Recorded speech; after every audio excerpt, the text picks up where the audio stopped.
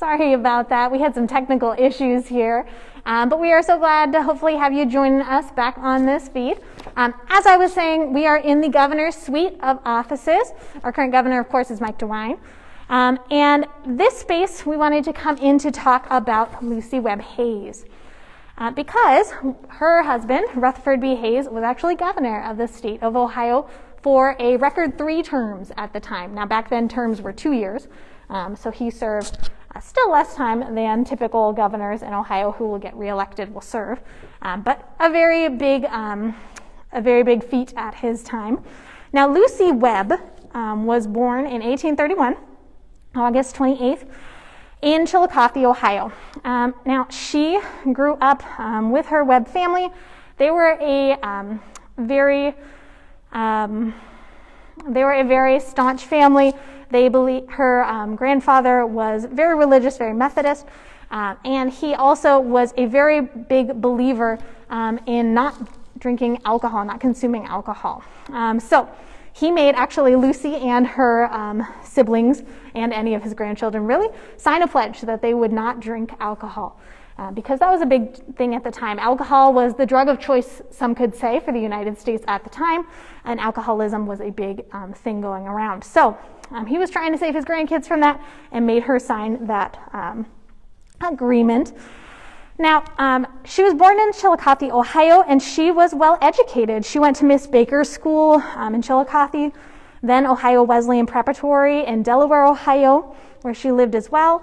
And then she went to Cincinnati Wesleyan Female College. She was the very first lady to graduate from college, which is really awesome and a big accomplishment for a woman at the time.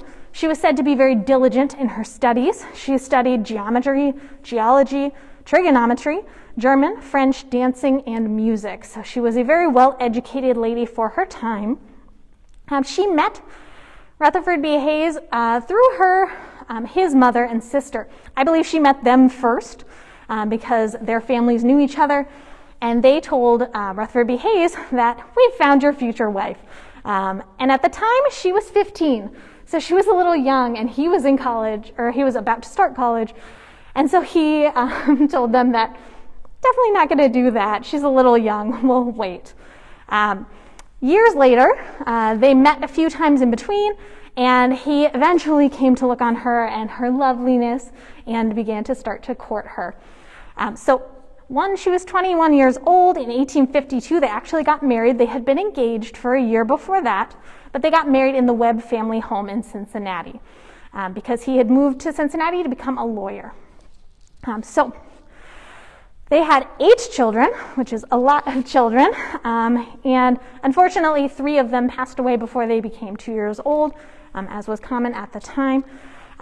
But they had a really interesting early marriage. They had a lot of children, but he was, I believe, 38 when the Civil War really came about, and he enlisted in the Civil War, and Lucy encouraged him to do so. She thought that it was a righteous war. She was a staunch abolitionist, believed that slavery was wrong for moral reasons. And so she encouraged him to go into the Civil War, even though he wouldn't have been drafted and definitely didn't have to go at the time because he was considered kind of an older man at the time. So Rutherford B. Hayes enlisted and became a general in the 23rd OVI, which actually we have a flag in this room from the 23rd OVI, later called the Regiment of Presidents because Rutherford B. Hayes was in it, but under him was actually William McKinley. So he was serving in the Civil War, and Lucy and he really hated to be apart. So he wrote her anytime that they were in camp and they weren't in imminent danger, and she would come to him and stay in camp with him. She would also bring her sewing machine and sew for the soldiers, sew up any holes in their uniforms. But her brother was actually the surgeon for the unit. So that's also a family connection as well. Rutherford was very happy to tell her that her brother had been put into his unit. And so they were serving in the Civil War together. She was back home when she got notice of one of his injuries. Now, he was injured 3 times in the war, but the worst injury, he was shot in the arm at the Battle of South Mountain. And so he gave a gentleman 3 people to telegram his brother-in-law, Lucy, and then one of his family members. But the gentleman was short on money. And so he decided to only telegram the two gentlemen rather than the woman. And so that's what happened. We all probably know how we feel about that. But he went ahead and telegrammed them, but Lucy didn't find out that he had been injured until she received a second telegram. Well, he thought it was a second telegram to her that said, "I will keep my arm." So she was very distraught. She went to a place that they had talked about possibly being a meeting place near Washington, if anything were to happen, but that's not where he was, and she was frantic to find him. So she raced around to all of the hospitals and was trying to find out where her husband was, and she finally went to a soldiers' hospital and just shouted, "23rd OVI!" And a few soldiers raised their hands, said yes, and she said, "Where is my husband?" And they directed her to where he was. So she went a little bit farther north and found him. And her brother actually had been the one to save Rutherford B. Hayes' arm. So it's a really cool family story as well, that her family was actually the one to help save him at that time, because amputations were very, very common in the Civil War. So during the Civil War, he actually was encouraged to run for Congress. You may know the quote that he said an officer who would leave this struggle to electioneer for a position ought to be scalped. I'm quoting myself in that way because I didn't get the exact quote right, but a similar quote. And so he didn't run for that position, but after the Civil War was over, he did move to Congress. And so Lucy and him hadn't really been in the same place for about 6 years, and it had been kind of trying because they really loved each other. They were a love connection. And so he was in Congress for a few years, and then he came back home and was elected governor of the state of Ohio. So Lucy actually looked on their time as in Columbus, when he was governor, as happy times because they were back together after a long period of time. So he served 2 terms in the governor's office and went back home in between for about 2 years, took a little break from politics, and then, of course, he came back. Now, Lucy was actually the one who was really excited to come back to political life. She went to their home in Fremont, Ohio, during that little break and thought that she liked to have much more of a social life than that. She liked being a politician's wife. She liked kind of knowing about the politics and being first, having them firsthand, being on the scene when things happened. So she was really excited to come back to Columbus as the governor's wife again for a 3rd term. And when they were serving their 3rd term, here he was nominated by the Republican Party to be the Republican candidate for president. And they were actually in this governor's suite of offices when they found out that he had officially been chosen by the Republican Party.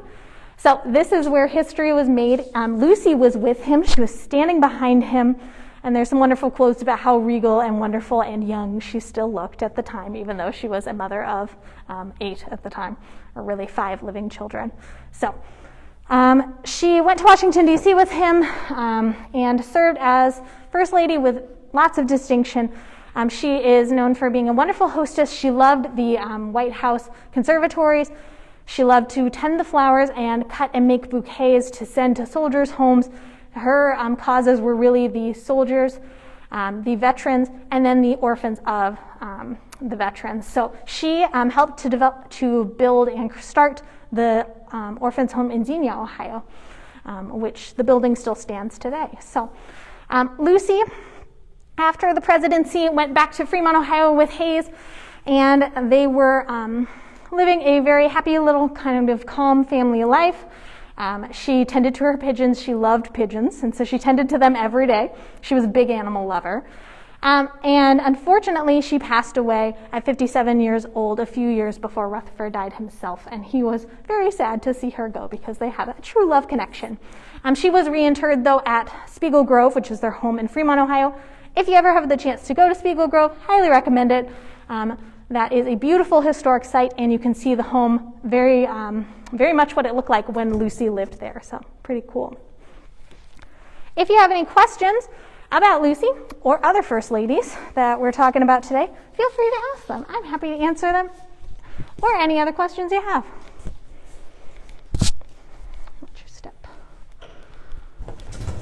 I said that and then I ran into that. I know. Watch your step when you're walking, friends.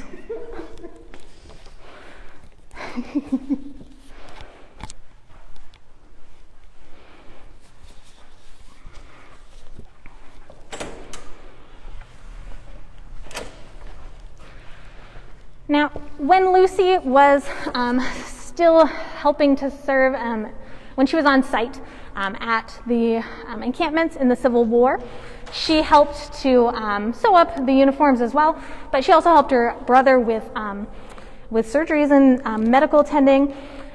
She was known as Mother Lucy at the time by the soldiers. In fact, on their 25th wedding anniversary, when they were in the White House, the 23rd OVI veterans sent her a silver platter, which was addressed to Mother Lucy, and talking about how her smiles helped them get through such an awful time.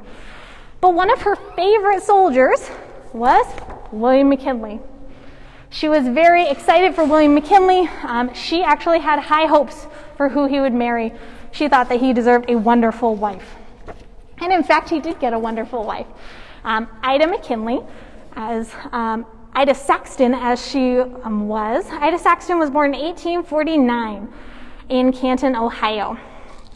Now, Ida Saxton was a very interesting lady for the time.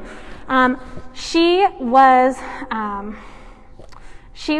a clerk, she was a banker's daughter, and at the time, she had a very forward-thinking father. And her father wanted her to be really well educated. So he sent her to Canton Union School, Delphi Academy in New York, the Stanford School in Cleveland, and then finally Brook Hall Female Seminary in Medina, Pennsylvania. So she was a really well-educated lady of her time. She even went to that finishing school, that last one, and she was very, very formally educated. After her education, her father also sent her and her sister on a European tour where they went to 10 countries. So he wanted her to be a woman of the world. He wanted her to be a well-educated woman. And kind of crazily, he wanted her to be able to stand on her own 2 feet, even if a marriage failed, which is very forward-thinking for the time, when women were typically just looked on, especially by their fathers, as they'll get married and then their husband will take care of them. He wanted her to be able to take care of herself if anything happened. So she did indeed get married to William McKinley. Now, she met William McKinley at a summer picnic at Myers Lake. At the time, she was actually engaged to another gentleman who died while she was on her trip in Europe after her final time at Brook Hall Female Seminary, not cemetery. But while she was at the female seminary, her classmates described her as alert, compassionate, opinionated, and with a sharp wit. So she was also very active. She went on very long hikes at the time, so she was very physical, and her father kind of thought of her as a boyish. He wanted her to have the same capabilities. So she met William McKinley at a summer picnic in Myers Lake after her original fiance unfortunately passed away. She was courted by William McKinley. They got married on January 25th, 1871, when she was 23, at First Presbyterian Church in Canton. In fact, their wedding was the very first wedding at First Presbyterian Church, which still stands in Canton. It was still under construction at the time. And they actually did invite the Hayeses, but Lucy had just given birth in Columbus, so they were not able to make it to the McKinleys' wedding, which was unfortunate for the McKinleys, but they had a strong connection throughout the rest of the time. Ida actually had 2 daughters. They had 2 children together. The first one, Catherine or Katie, and then the second one's name was Ida. Now, around the time that Ida was born, Ida Jr., we'll call her, was born, Ida McKinley's mother passed away, and then she had a difficult pregnancy. But when her mother passed away, Ida went to the burial, and it's not clear whether it was on the way to the burial or on the way back from the burial of her mother, but she had an accident and fell out of a carriage and hit her head and possibly her spine. So she had injuries sustained due to that. She developed seizure disorder due to those injuries. And so when she gave birth to Ida Jr., we'll call her, unfortunately, she wasn't in the best of health. Her mother had just passed away, so mentally she was sad about that. And then unfortunately, Ida Jr. passed away about 4 months later. And then within the next year-ish, she lost Katie, Catherine, her 4-year-old daughter, to scarlet fever. So within about 2 years, Ida lost her mother and her 2 children. So she had a really trying time, and she also developed a seizure disorder. We think today it probably was epilepsy, but she would have seizures on occasion. So she had a really hard time of it. Thereby she had a kind of a chronic health condition. Ida then went to the White House. She was still an active political wife. She still showed up to all of his speeches on the front porch of their house. She still went with him to Columbus when he was governor here. We love to tell the story of how they stayed at the Neal House Hotel across the street, and we actually have a monument of William McKinley on that street. But he would come out and he would wave to her every day from the State House, and she would wave back from the hotel room.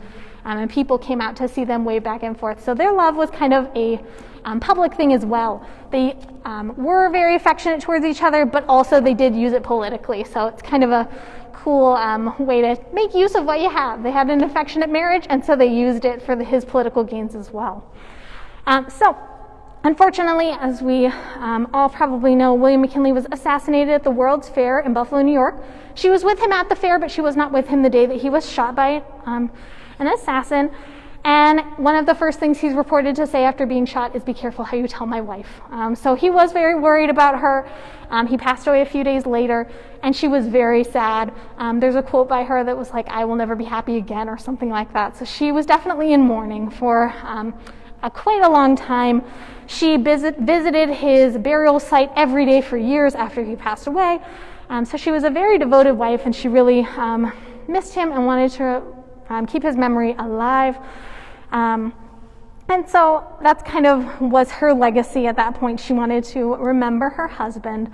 And then she passed away in Canton, Ohio at 59 years old. And she's buried at the McKinley Monument, which is in Canton. So yeah, right beside William McKinley and their 2 daughters. So yeah. Any questions you have about William McKinley, Ida McKinley, or any of the first ladies that we're talking about, or really any of the spaces that we're walking through, feel free to let me know. We're actually going this way. I remembered.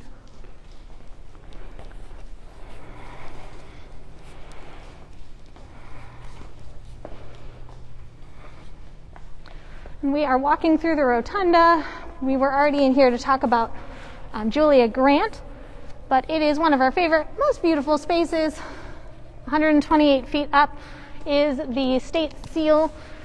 This room was really made for the people of the state of Ohio, and you can really tell it is quite beautiful and quite awe-inspiring.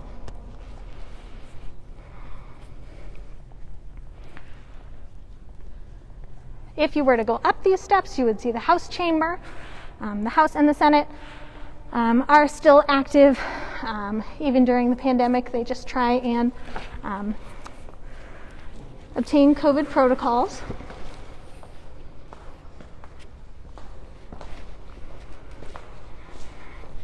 You will see more governors' portraits as we're walking through these halls. Ohio is on its 70th term, so we have a lot of governors' portraits throughout the whole building. They're all on the first floor, but they are definitely spread out. These are our more modern governors. And this is the James A. Garfield hearing room. And we'll let you get a good image of this because it's a little dark in here, so it's hard to get a good shot of his portrait.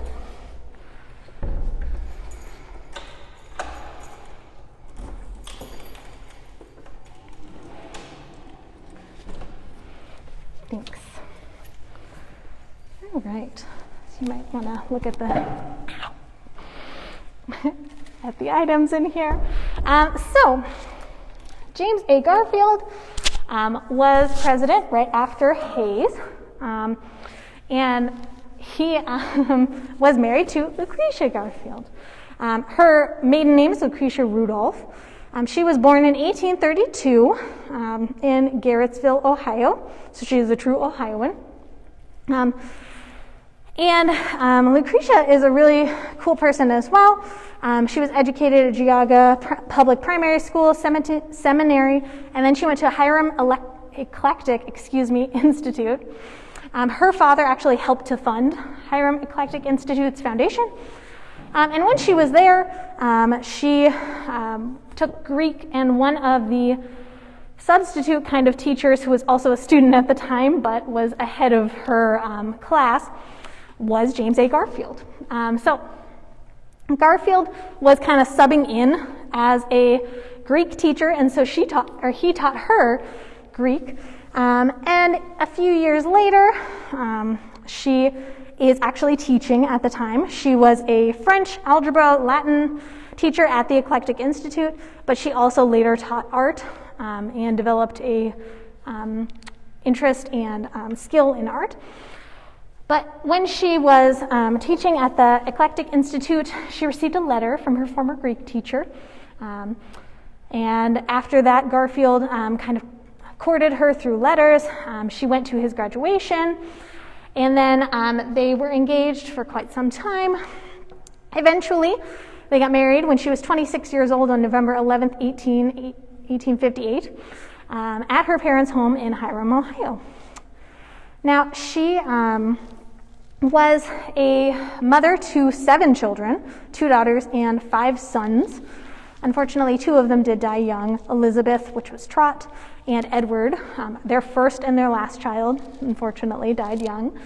But she was really excited when they went into the White House. Now, he had been a senator here at the Ohio State House. And this is actually a hearing room, so this is where they work on a lot of bills before they bring them to the House or Senate. This is a House hearing room. It's named after Garfield, but he did serve in the Ohio Senate in Columbus. But he was also a congressman. But when they made it to Washington, D.C., she was really excited to learn about the history of the White House. She wanted to learn as much as she could. She went to the Library of Congress and was really excited to learn about it so that she could tell other people and help preserve the history of it. Unfortunately, as we know, James Garfield was assassinated not that long into his presidency. And so he was shot while he was actually going to visit her. So Lucretia was ill at the time. So she went up to the ocean so that she could get the fresh sea air. A lot of the times they thought that clean air would really help, especially as opposed to city air at the time with the pollution, would help you recover from illness. So she had been up at the ocean. He was going to visit her because it seemed like she was recovering a little bit. And so he was going to the train station in Washington, D.C. so he could go visit Crete, as he called her. And unfortunately, he was assassinated or shot by Charles Guiteau. And so he had the bullet enter his chest, but he didn't pass away right away. It took him a few months, actually, I believe 2. And he had a lot of doctors working on his case. Of course, the president would be a high-profile case. And so he had a lot of medical care at the White House to start. Lucretia rushed back to Washington, D.C. so she could take care of him. She kind of took control of the White House, made sure that only the people who really needed to see him were seeing him. She tried to be very active in his medical care because she loved her husband very much. They had a very affectionate marriage. It was a little rocky at the start, but by the time he was president, they were very, very bonded and very attached to one another. They had hoped that he would recover multiple times. Unfortunately, he did not. He passed away.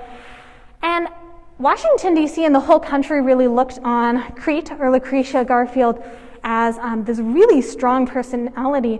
She had done really well during his illness. Originally, when they were together, James commented that she almost came off a little cold and reserved, and he wanted a little bit more affection from her.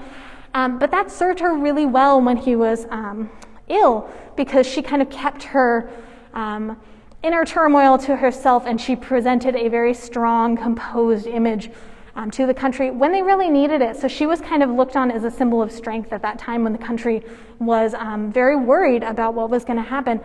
Assassination was definitely a big thing at the time, and so she had been very worried about that, and unfortunately he did get assassinated.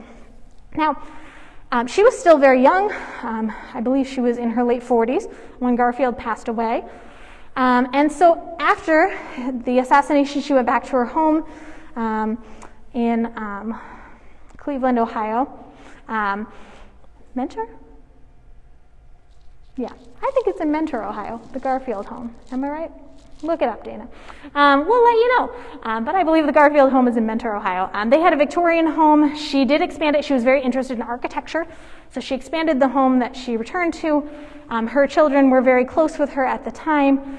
But she did a lot of things after he passed away. She was very concerned about remembering her husband, President Garfield. So she helped to she raised her children. She also cared for her aging father, but she focused on memorials to Garfield. So there is a sculpture in Cincinnati that she helped with, and that people would ask her if it truly looked like Garfield. There is one in Washington, D.C. at the Capitol. She had a small role in that as well. She was very concerned about keeping his story alive. She collected all of his letters. She wanted to tell his story. So she kept all of his letters, and she wanted to make a biography made of him. Unfortunately, it didn't get finished by the time she passed away, but it was in process when she was living. She was also, because she had shown that strength, Congress allotted her a widow's pension, about $5,000. That also applied to other presidential widows, which was awesome for them because they hadn't had an official pension from the government. But because she was so well loved and respected for how she held it together, there were some wealthy businessmen who raised about $360,000 for her. So she was a very wealthy woman after the presidency, after her time as First Lady. Like many of us, she did not love Ohio winters, especially once she was older. So Lucretia actually built a home in Pasadena, California, which is where she would spend her summers. So there's a beautiful home that still stands in Pasadena, California, and that is actually where she passed away at 85 years old. She was buried at the Garfield tomb, which is in Lakeview Cemetery in Cleveland. So if you're ever around Cleveland, you can visit his and Lucretia's burial site. Yes, it was Mentor. It was Mentor, Ohio. I was right. That is where her home is. It's a beautiful historic site as well. I highly recommend that you visit it if you can. As far as First Lady sites, the First Lady's Museum in Canton, Ohio, you'll get to see Ida McKinley's home. If you go to the Garfield home in Mentor, you can see her home. If you go to Spiegel Grove in Fremont, Ohio, you can see Lucy's home. And the Taft home is in Cincinnati as well. So there are lots of Ohio First Lady sites. Yes, and then there is the Harding home in Marion, Ohio, which we'll talk about that a little bit. All right. I did it. I'm really good at spatial relations, so I'm sorry you've seen me run into like 3 things.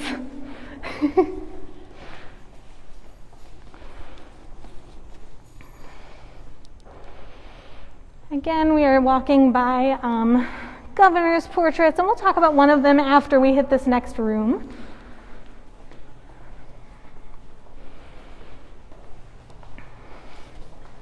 Our more modern governors are over here, so you'll see James A. Rhodes, Gilligan, Celeste. K6, governor's portrait is the brand new one. Strickland and Voinovich. Go ahead, Dana. And we are going into the William Howard Taft hearing room. We have 8 hearing rooms in the State House proper, and they are named after the 8 presidents from Ohio. we're going to go this way. And as you can see in hearing rooms, this is where you can take part in your government, come to talk about a bill that's in process, and give us your opinion on it. Well, give the senators or House members your opinion on the bill. So we are in the William Howard Taft hearing room. Sorry, I was going William Henry Harrison in my brain. But William Howard Taft. Now, William Howard Taft was a Cincinnati man, and so was, well, his wife was a Cincinnati woman. Sorry about that. So Helen, or Nellie Herron, was born in 1861, which is actually what year this building was finished. But Helen was born in Cincinnati. She was well educated as well. She was educated at Miss Norris School in Cincinnati, at the University of Cincinnati as well, where she studied German, chemistry, and wanted to become a writer or musician. Those were her political her ambitions as far as actual job, which is cool of a woman at that time to have a motivation for a actual occupation. Now, she was a kindergarten teacher in Cincinnati for a few years. She also helped develop and became the president of the Cincinnati Symphony Orchestra. So she's really cool. She also taught French, so she was a very well-accomplished woman of her time. Helen was, she met William Howard Taft at a sledding party, supposedly. She also was in a literary club with him where they read books, and then they wrote articles based on those books where they would then present them to each other and kind of debate their opinions. If you read the book The Bully Pulpit, you'll learn a little bit more about their political kind of debates within that. They would do a lot of really cool ones. So she was a very politically minded, very modern-minded woman. She liked to know what was going on in the world. She liked to form her own opinions about it. So they met at a sledding party in 1879 and were married in a few years, at 1886. So it took her a few years to warm up to William Howard Taft. He said he liked her earlier on than she warmed up to him, but they got married when she was 25 years old at the Herron home in Cincinnati. She had 3 children with William Howard Taft, 2 sons and 1 daughter, Robert Taft, Helen, and Charles. And she is quoted saying, "I always had the satisfaction of knowing almost as much as he about the politics and intricacies of any situation in which he found himself.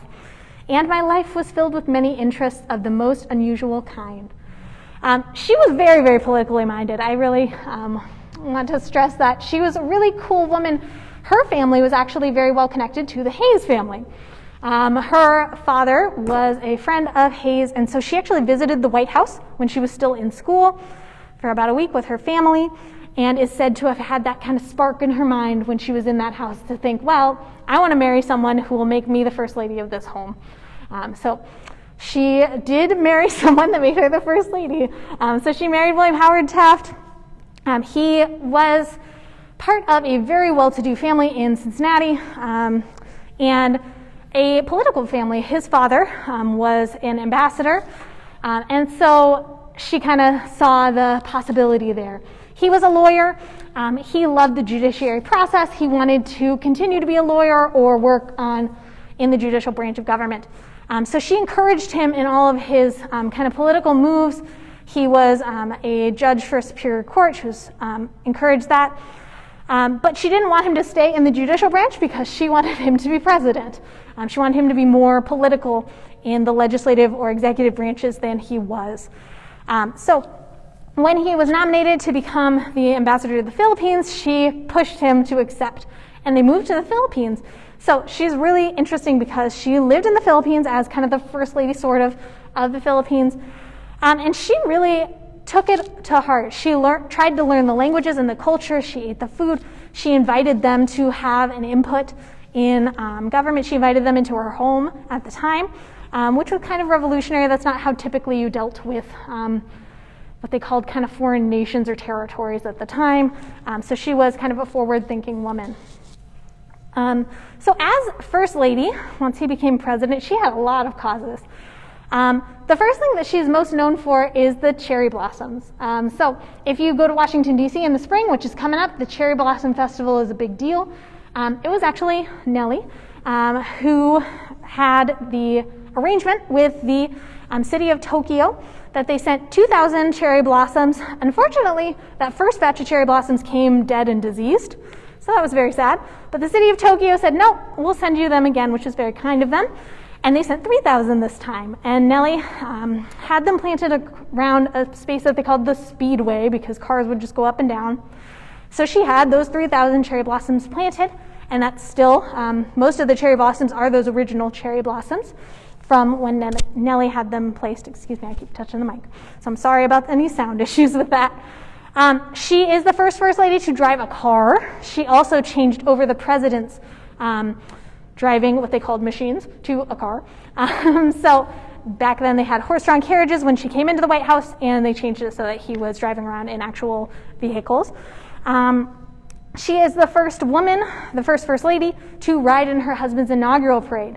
Nellie was really proud that he was president of the United States, and she felt that she had helped him get there, which she had, but also pressure from his family kept him moving in that direction, and then pressure from Teddy Roosevelt, who was his predecessor, helped him to become president, but she was proud and she wanted to show it. So she rode in the inaugural parade even though she was discouraged from doing so, and became the first Lady to do so. She also, in the Philippines, started a nutritional program for infants because she was worried about them. It was called Drop of Milk, so she helped them hopefully to be more healthy. And then as First Lady, she started public concerts in Washington, D.C., which are still going on today. Back then it was just on a stage, but now they're on the Jefferson Memorial. And the very first concert, she had the Filipino Constabulary Band come in 1909, and she helped to start that band when she was the First Lady, sort of the Philippines. She also worked hard on reform in federal workplaces with the National Civic Foundation. So she was very concerned about making sure that workplaces were healthy and safe. So, yeah. Now, Nellie lived until she was 81 years old, which was much longer than her, well, not much longer, but a few years longer than her husband. She died in 1943, and he died in 1930, so she lived 13 years after his death. And she is one of only two First Ladies to be buried at Arlington National Cemetery in Washington, D.C. The only other First Lady to be buried there is Jacqueline Kennedy Onassis. So that's she also is the First Lady to have her memoirs published. As I said, Julia Grant had her own memoirs, but she didn't get them published until the 70s, but Nellie, or Helen, her official name, had them published during her lifetime. So she wrote her own story, which is pretty cool. So if you ever want to read more about these First Ladies, I recommend kind of starting at the source, although there is a wonderful book about Lucy Webb Hayes that was put out by the Hayes home in Fremont, Ohio, that I'll show you.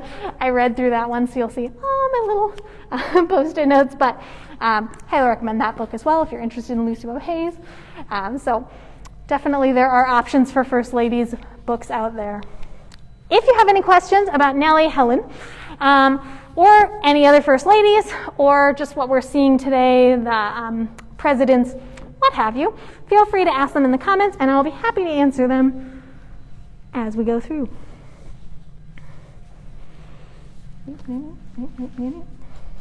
Trying not to run into anything. We will do a quick stop out here to see another connection. So Nellie is related to William Howard Taft. No? I'm sorry. William Howard Taft is her husband, so she was related to him.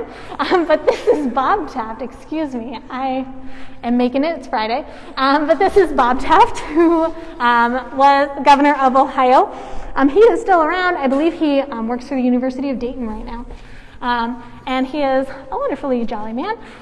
So he's holding a children's book in here. He worked a lot on education. He is seen in front of the state seal, which we actually have in our interactive museum. Unfortunately, it's closed right now, but hopefully we'll get it open in the next few weeks, months. We'll see how COVID goes. But this is a beautiful portrait of Bob Taft, her direct descendant. Pretty cool.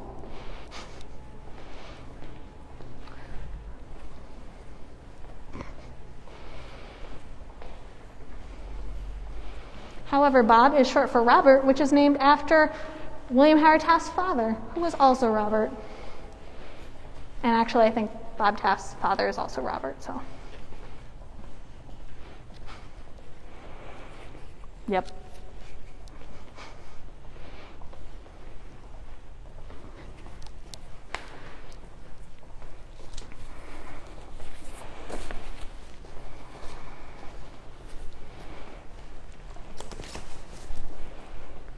Yeah.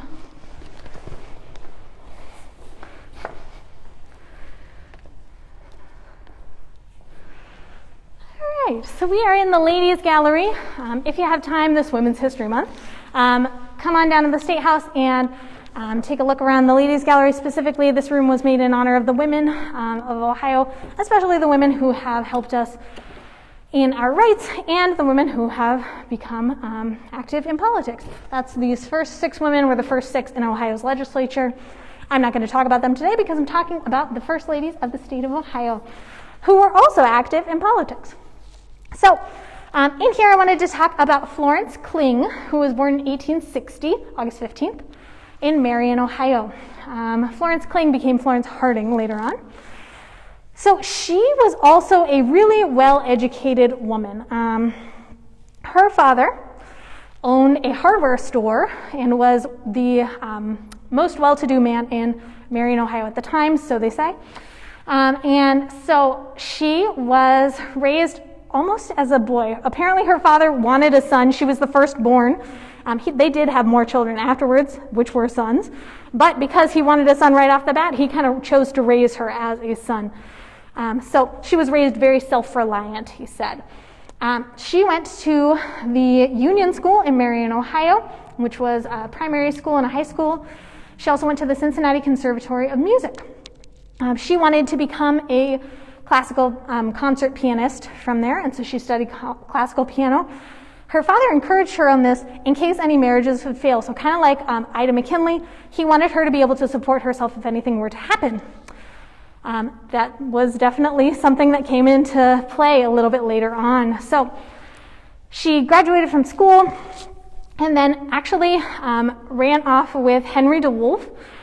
It's debatable on whether they were actually married, but they definitely had at least a common law marriage. The marriage was put in the newspaper, but there is no evidence of a marriage certificate. So at the very least, she had a common law marriage with Henry DeWolf in 1880. In Columbus, they actually ran up to Columbus and lived here for a little bit. She became pregnant, had a son, Eugene Marshall DeWolf, and in 1882, unfortunately, Henry DeWolf abandoned her and her son.